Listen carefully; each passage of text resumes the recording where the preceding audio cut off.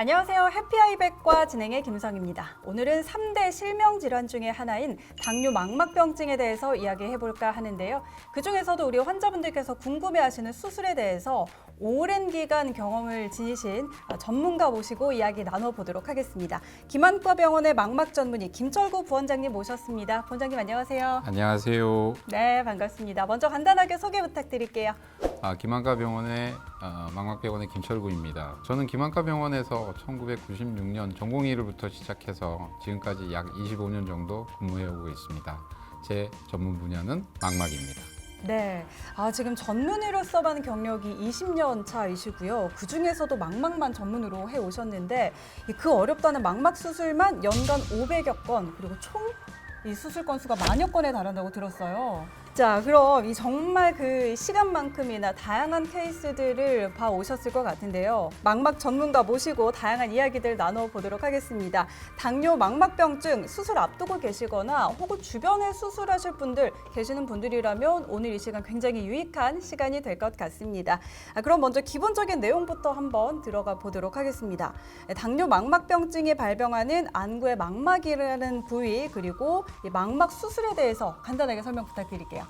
우리 눈을 카메라에 비교하면 망막은 필름에 해당하는 곳으로 미세한 신경 구조로 되어 있습니다.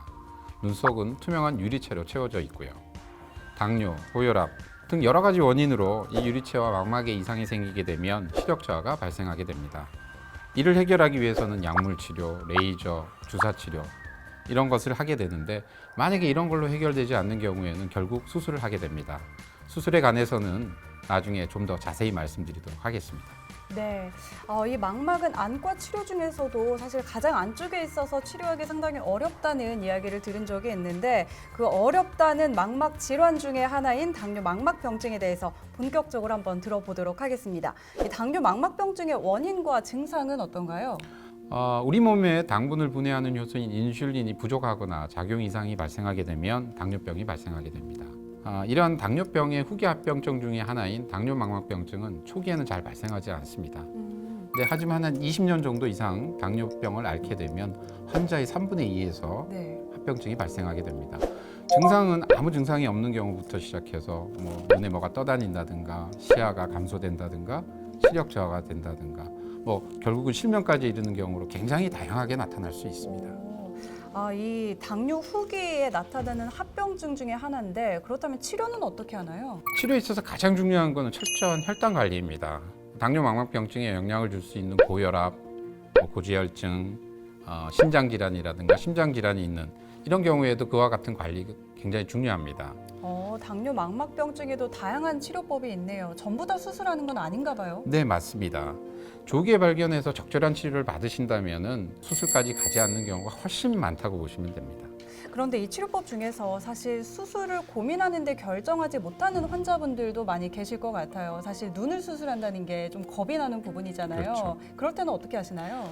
저도 항상 고민하는 부분이긴 한데요. 수술이 늘 환자에게 꼭 만족스러운 결과를 주는 것은 아니기 때문에 환자의 상태를 고려해서 거기에 맞는 최선의 치료를 고민하게 됩니다. 그래서 먼저 각각의 치료에 대해서 장단점을 환자분들에게 설명을 드리고, 환자분이 충분히 이해했다라고 판단되면 사실은 수술을 결정하게 됩니다. 저는 개인적으로 이 과정이 환자와의 신뢰를 맺는 데 있어서 가장 중요한 과정이라고 생각합니다. 굉장히 또 충분한 설명을 해주시는군요. 네, 그럼 그 수술에 대해서 오늘 조금 더 자세하게 한번 들여다보도록 할 텐데요. 영상 보면서 한번 이야기 나눠보면 좋을 것 같습니다.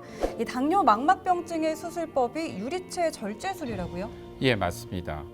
앞서 말씀드렸듯이 유리체는 눈 안에 투명한 매체로서 완충 역할을 하는데, 이 유리체 내에 피가 난다든가 망막이 떨어지게 되면 이 유리체를 제거를 해야지만 망막을 치료할 수가 있습니다. 네.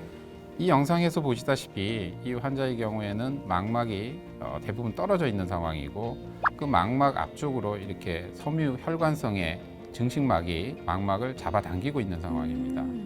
그래서 지금 보면 안내 가위를 통해서 이 증식막을 망막으로부터 분리하는 과정을 보고 계십니다. 근데 이게 단단히 붙어 있으면 사실은 제거하는 과정이 쉽지가 않을 뿐더러 제거하다가 망막에 손상을 주게 되면 또 망막이 나빠지는 그런 상황이 발생할 수 있습니다.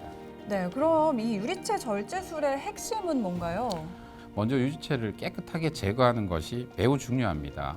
이 유리체를 제거하는 과정이 제대로 끝나야지만 망막에 붙어 있는 증식막이나 아니면 떨어진 망막을 다시 붙이는 것 같은 망막 치료를 할 수 있습니다. 그런데 지금 이 혈관을 싸고 있는 막을 제거하고 있는 중인데 막이 굉장히 얇고 또 그 범위가 좁아 보이거든요. 이게 잘 벗겨지나요? 혹시 잘못 벗겨질 때 또 영향이 있을 것 같은데요? 네, 맞습니다. 사실 이 증식막이 망막과 단단히 붙어 있는 경우가 상당히 많은데 망막에 손상 없이 이 증식막을 벗긴다는 것 자체가 굉장히 어렵고 경험이 많은 그런 과정이 필요합니다. 만약 이 유리체를 많이 남겨놓고 수술을 종료했을 경우에는 나중에 망막 박리가 재발이 되기도 하고요. 또 증식막을 남겨놓는 경우에는 다시 또 눈에 피가 나는 경우도 있고, 이 증식막을 벗기다가 망막에 손상을 주는 경우에는 망막 박리가 발생하기도 합니다. 그래서 결국 시력에 좋지 않은 영향을 주게 됩니다. 잘못되는 경우에 시력에도 또 영향을 주게 되는군요. 근데 아무래도 환자 입장에서는 이 수술 후에 시력 회복으로 또 수술 결과를 판단하게 될 것 같거든요. 뭐 당연히 상태가 좋은 눈을 갖고 있으면 좋은 결과가 나오겠지만 그렇지 않다면은 또 영향을 미칠 것 같은데 이 최대한의 시력 회복을 가져다 주는 것이 성공적인 수술 결과가 아닐까 또 이렇게 판단할 수 있을 것 같아요. 어떤가요? 네, 맞습니다. 이 적절한 시기에 수술을 진행하는 것이 중요합니다. 즉, 꼭 수술을 하지 않아도 되는 경우에 뭐 다행히 수술의 결과가 좋으면 다행이겠지만 혹시나 합병증 때문에 오히려 수술 전보다 시력이 저하되는 경우에는 수술이 눈을 망가뜨리는 경우도 종종 보게 됩니다. 또 반대로 너무 진행돼서 수술을 하게 되면 수술의 결과도 나쁠 뿐더러 환자도 고생을 많이 하게 됩니다. 따라서 적절한 타이밍에 수술을 하는 것이 환자나 의사에게 굉장히 중요하다고 생각됩니다. 역시 모든 건 타이밍이 중요하네요. 네. 그럼 앞에서 보여주셨던 이 케이스의 경우 이 환자분의 수술 전후 시력은 어땠나요? 지금 보시는 게 이제 수술 전 사진입니다. 망막이 대부분 이렇게 떨어져 있는 상황이었고, 네. 그래서 수술을 진행을 했습니다. 단순히 시력만 비교하자면 수술 전 0.2에서 수술 후 0.3으로 한 단계 정도 좋아졌지만 만약에 이 환자를 수술하지 않고 그냥 두었더라면 아마 제 생각에는 1년 내에 실명하지 않았을까 그렇게 생각됩니다. 수술의 결과도 양호했고 환자도 만족한 상태라서 반대쪽 눈도 이와 비슷한 상황이어서 수술을 진행하였고 결과도 나쁘지 않았습니다.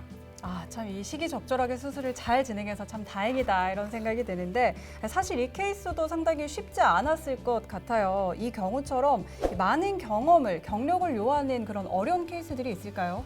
재수술을 하는 경우나 앞서 동영상에서 보여드린 케이스와 같이 누가 보더라도 참 어렵겠다라는 케이스들이 사실은 있습니다. 근데 우리 부원장님께서는 이 경험도 많으시고 또 실력도 출중하셔서 이런 어려운 케이스 맡으시는 경우가 많을 것 같아요. 과찬이십니다. 네, 뭐 후배들이 어려운 케이스를 부탁하는 경우도 있고 다른 병원에서 의뢰를 주시는 경우도 있습니다.